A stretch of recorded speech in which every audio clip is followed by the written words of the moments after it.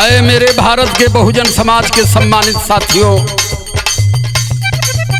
आज भारत में एक धमाल मचा है और धमाल के रूप में बवाल मचा है। किस बात पर? सनातन पर। अब धीरे धीरे जब ये जनता हिंदू समझ गई तो लिया के सनातन ठोक दिया गया। सनातन याद से अंत तक है, ध्यान रह बहु। सनातन का मतलब ये सब बता रहे हैं कि जैसे किसी को पता नहीं है, कह रहे हैं कि हिंदू समाज जो सनातनी समाज है भारत का 80% है। पूछ रहा हूं, जवाब दो जरा, और तुम्हारे पूरे सनातन की अच्छाई भी गिना रहा हूं। सनातन का मतलब क्या है, और खास तौर से अपने बहुजन समाज के लोगों को ये बताना चाहता हूं कि सनातन में अझुराने का प्रयास मत करो। क्या है?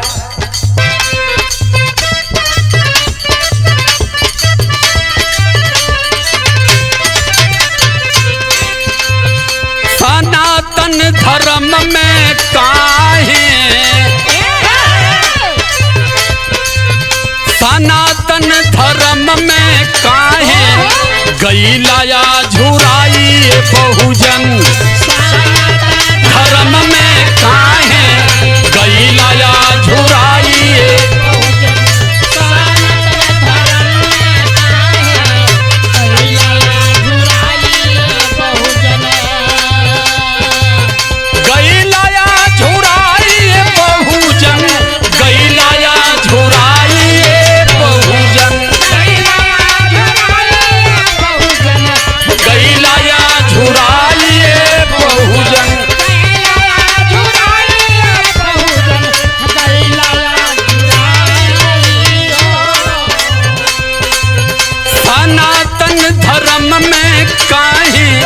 गईलाया झुराई बहुजन,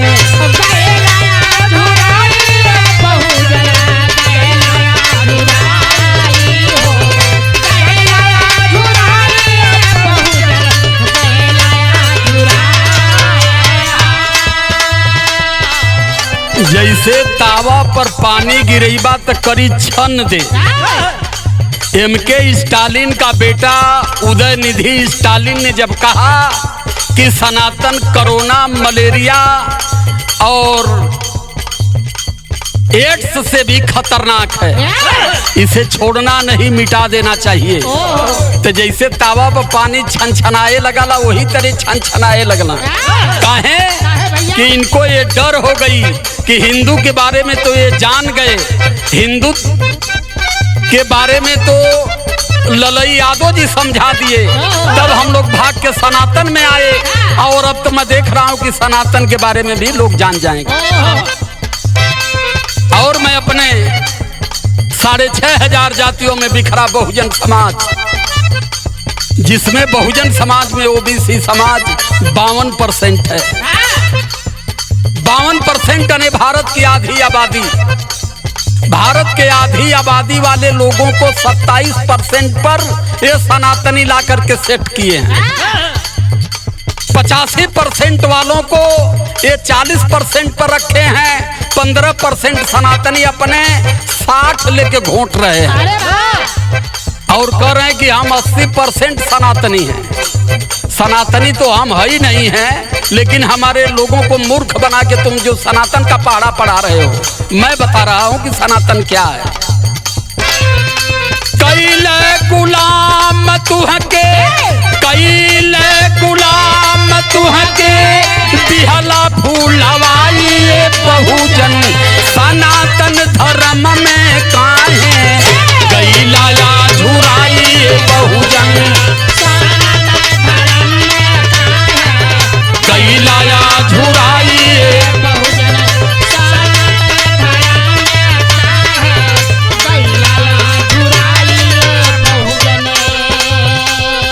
आपके गुलामी का, अधिकार विहीन रहने का, सम्मान विहीन रहने का, सत्ता विहीन रहने का सबसे बड़ा कारण अगर कुछ है तो सनातन है, क्योंकि सनातन समानता पर भरोसा नहीं करता। सनातन के जितनी धर्मा गुरु हैं वो कहते हैं कि हम मानव कुल में श्रेष्ठ हैं, और इस देश में 85% शूद्र समाज सेवादार है। तो हम क्यों माने तुम्हारे सनातन को, जब तुम मानव कुल में बांट दिए तो? सनातन ही जातियों को जात में बांटा। और इनका बड़का बाबू मोहन भागवत जी कहला कि जात पंडित जी बनौले, एहू पर कुल थोड़ी बेले पोंछ पटकल।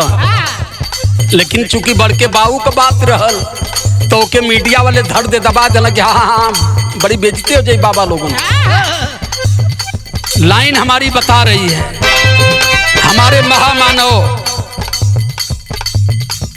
हमारे भगवान बाबा साहब अम्बेडकर, उनसे बड़ा कोई विद्वान भारत का नहीं था, लेकिन उन्होंने अपनी पूरी विद्वता से निचोड़ करके हमें बता दिया।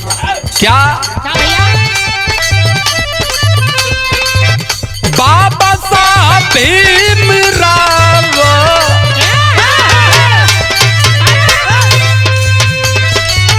बाबा साहब भीमराव सनातन के छोड़ल ये बहुजन।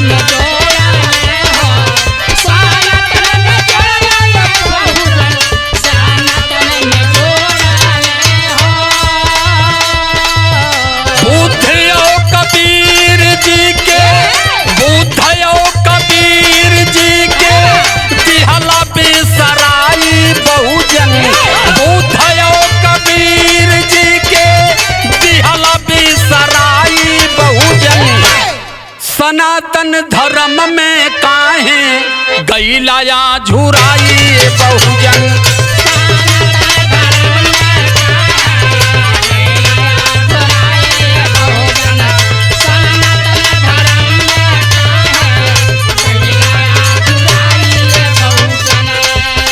सनातन का मतलब हिंदू का कन्वर्जन धर्म है सनातन, कि अब हिंदू के बारे में लोग जान गए। हिंदू को सुप्रीम कोर्ट ने कह दिया कि हिंदू कोई धर्म नहीं, हिंदू एक गाली शब्द है। जब सुप्रीम कोर्ट का स्टेटमेंट आ गया तब धड़ दे सब हल गिना सनातन में। हम सनातनी हैं भारत का। सनातन का मतलब का हो? तो सनातन आदि से अंत तक हो। तो मैं बता रहा हूँ कि इनका सनातन कब कब याहत हुआ। अभी उदय निधि के बयान से सनातन अब याहत हुआ, लेकिन 1830 में जब ज्योतिबा राव फूले ने शिक्षा का आंदोलन चलाया कि इस देश की बहन बेटियां और पिछड़े समाज के बेटे भी पढ़ेंगे, तब उनका सनातन धर्म आहत हुआ था। और जब इस देश में शुद्धिकरण व्यवस्था को अंग्रेजों ने खत्म किया, जब हमारी बहन बेटियां शादी के बाद 5 दिन ब्राह्मण के घर रहती थी, तो अंग्रेजों ने जब इस व्यवस्था को तोड़ा, तब ब्राह्मणों ने कहा कि हमारा सनातन धर्म खतरे में है। इस देश में जब इन लोगों ने स्तन टैक्स लगाया, हमारी बहन बेटियों को कमर से ऊपर वस्त्र पहनने का अधिकार नहीं था, तब टीपू सुल्तान आकर के इस नियम को तोड़ा और कहा कि भारत की कोई भी महिला स्तन खोल करके नहीं चलेगी। तब इनका सनातन धर्म आहत हुआ था। यह है सनातन धर्म की अच्छाई, क्योंकि इनके देवी देवताओं का भी इतिहास देखेंगे। कौनो कौनो के, कौनो कौनो के, कौनो बिटियावे के, कौनो बहनिये के। ये उनके ग्रंथों में लिखा है, मेरे बाबू थोड़ा लिखे हैं, स्वयं लोगों ने लिखा है। तो मेरे कहने का मतलब कि मैं सिर्फ एक बात कहता हूं कि हम धर्म नहीं मानते। हमारा कोई धर्म है तो मानवता है, मानव से मानव का प्रेम है, मानव से मानव के बीच में सद्भाव हो, नैतिकता हो, प्यार हो। लेकिन इनका सनातन मानव से मानव को नहीं मानता है।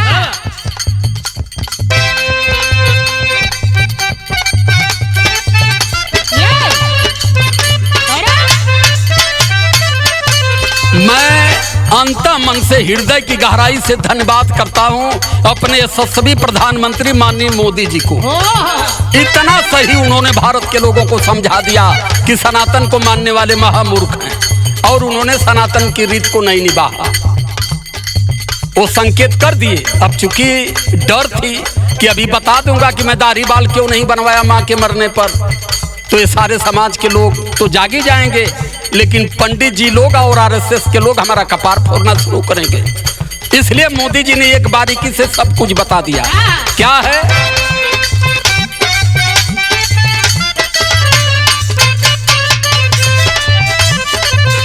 पीएम मोदी छोड़ दिहल सनातन करतिया हो।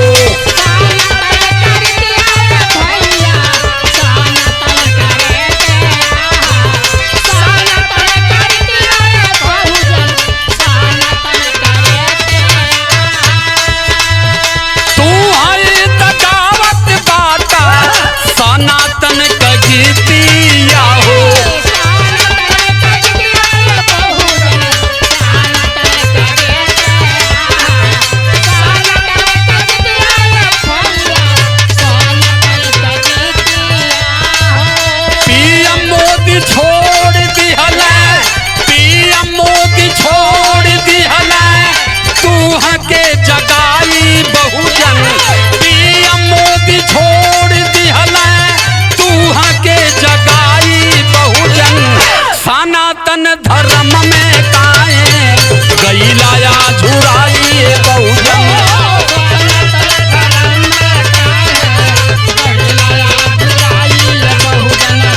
सनातन धर्म में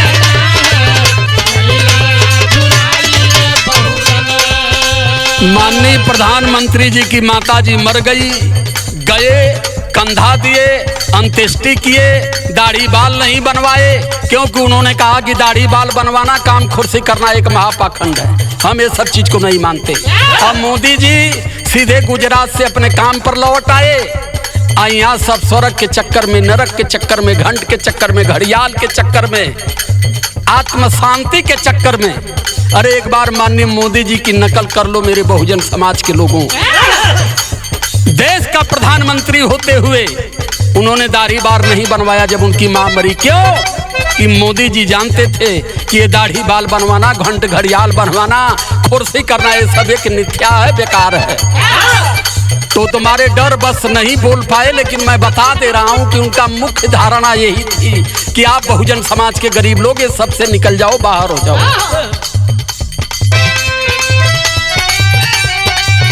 सनातन में शिक्षा नहीं, शूद्रन के रहलिए बहुजन।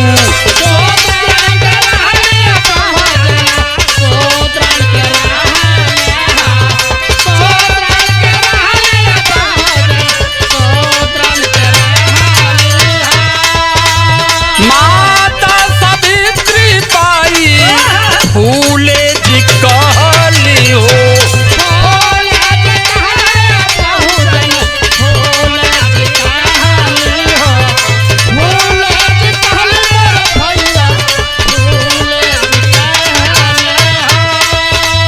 राष्ट्रपिता ज्योतिबा रावा, राष्ट्रपिता ज्योतिबा रावा कइले लड़ाई बहुजन। राष्ट्रपिता ज्योतिबा रावा कइले लड़ाई बहुजन। सनातन धर्म में काहे गईलाया झुराई बहुजन।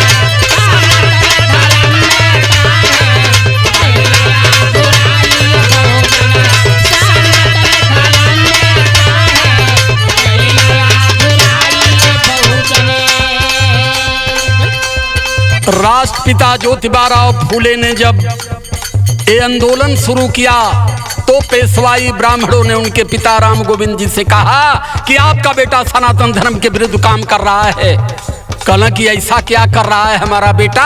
कहा कि तुम्हारा बेटा इस देश के महिलाओं को शिक्षित करने का काम कर रहा है, इस देश के शोषित समाज को पढ़ाने का प्रयास कर रहा है। शोषित समाज को पढ़ाई करना, इस देश की महिलाओं को शिक्षित बनाना, ये सनातन धर्म के खिलाफ है। कहला तो क्या करें गुरु, कहला अपने बेटा और पतों को घर से बाहर कर दो। तब गोविंदराव फूले जी कहला कि ये बेटा तू वहाँ पढ़ावे को का धर्म का विरोध करे को का तो तू घर से निकल जा। नई नवेली पत्नी को सावित्रीबाई फूले को लेकर के इस समाज के लिए, इस समाज के बेटी बहनों के लिए उन्होंने घर द्वार का प्रत्याग कर दिया। लेकिन मैं धन्यवाद करता हूं भाई उस्मान शेख जी का, माता फातिमा शेख का, उन लोगों ने अपने घर में जगह दे करके इस आंदोलन पर उन्होंने चढ़ बढ़ करके इनके साथ काम किया।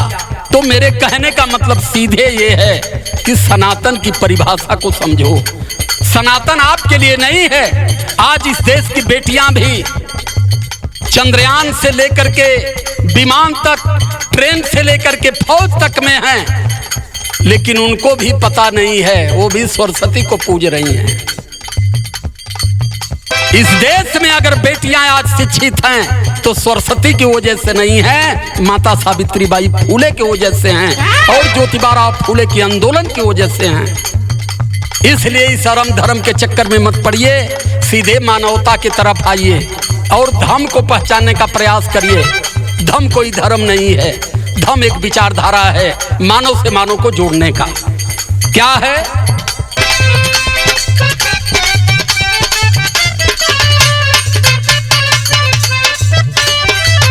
सनातन में शुद्धिकरण वाली रहली रीतिया हो,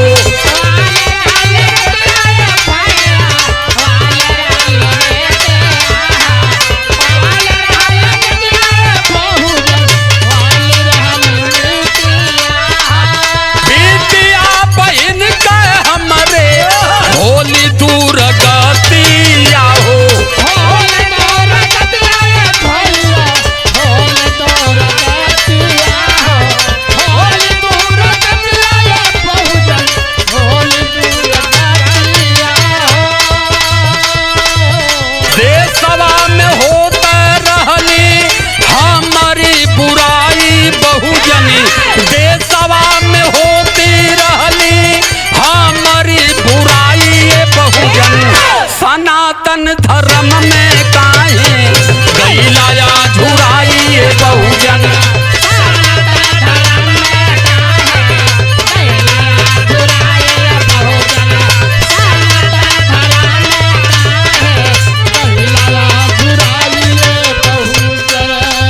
इसी देश में सनातन धर्म ने शुद्धिकरण व्यवस्था चलाया था। जब इस देश के शोषित अधिकार वंचित समाज की बेटियों की शादी होती थी तो 5 दिन पंडित जी रख के अपने घरे उनका शुद्धिकरण करें और फिर वहां से उनका डोला 5 दिन बाद ससुराल जाता था। यह है सनातन धर्म की रीति। सनातन की हजारों कमियां मेरे पास हैं, लेकिन 10 मिनट के समय में मुझे सब कुछ करना है। छोटे छोटे बिंदुओं को छूते हुए मैं अपनी बात को आगे बढ़ा रहा हूं, बस ध्यान रहे। क्या है? सनातन पर शांति सब गईला पागलाइए बहुजन।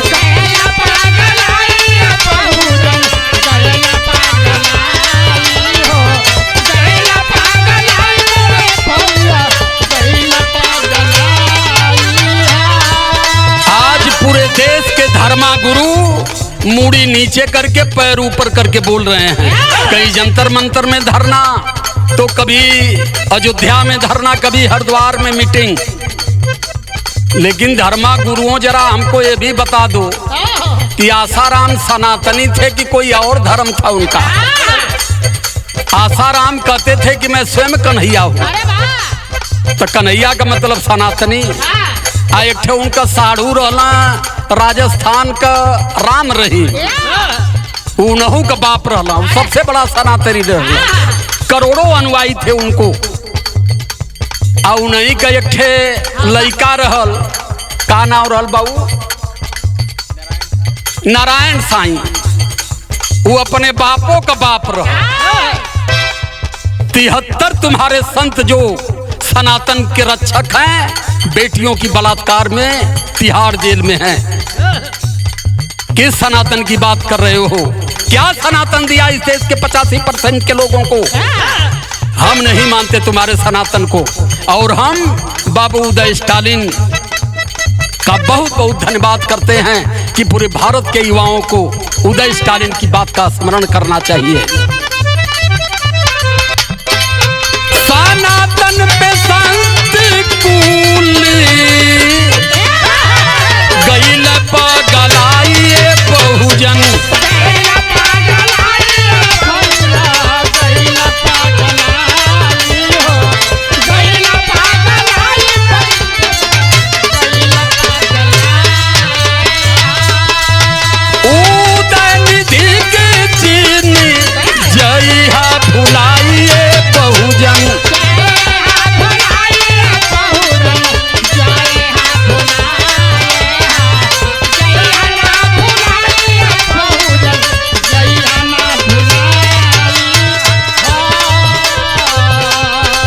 इस गीत को देख करके सब्सक्राइब लाइक करते हुए पूरे भारत में इस बार एक हो जाइएगा। और एक हो करके आपको एक काम करना पड़ेगा।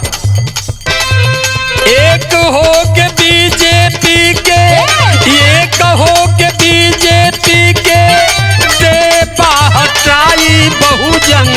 एक हो के बीजेपी के देबा तू हटाई बहुजन। सनातन धर्म में काहे गइला झुराई बहुजन।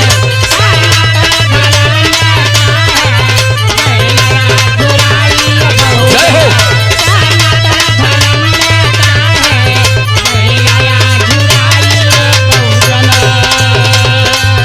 एक होकर के बीजेपी मुक्त भारत अगर आप इस बार बना लिए तो 85% लोगों की आने वाला जनरेशन सुरक्षित हो जाएगा। और बाबा साहब अंबेडकर का मान सम्मान, उनकी मर्यादा, उनका त्याग बलिदान धरती पर सुरक्षित रहेगा। अन्यथा अगर बीजेपी को नहीं आपने रोक पाया तो फिर बाबा साहब अंबेडकर की तहजीब भारत से पूर्ण रूप से समाप्त कर दी जाएगी। आखिरी लाइन है,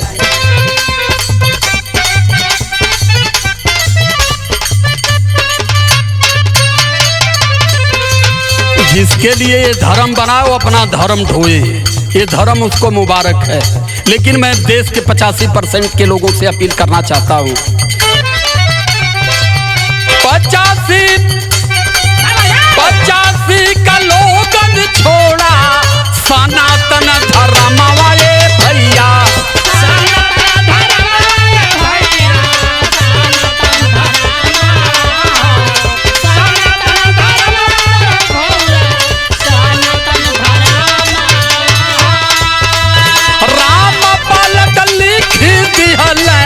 सुंदर तराना वाहो,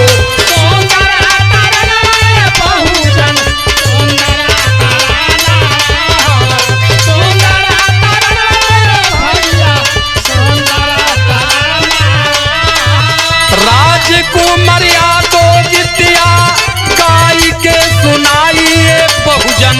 राजकुमारिया तो गीतिया गाई के सुनाई बहुजन।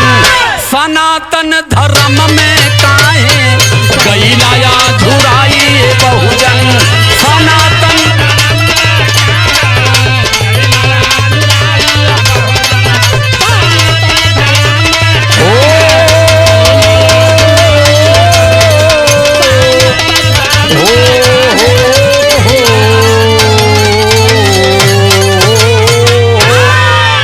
सादर जय भीम, नमो बुद्धाय।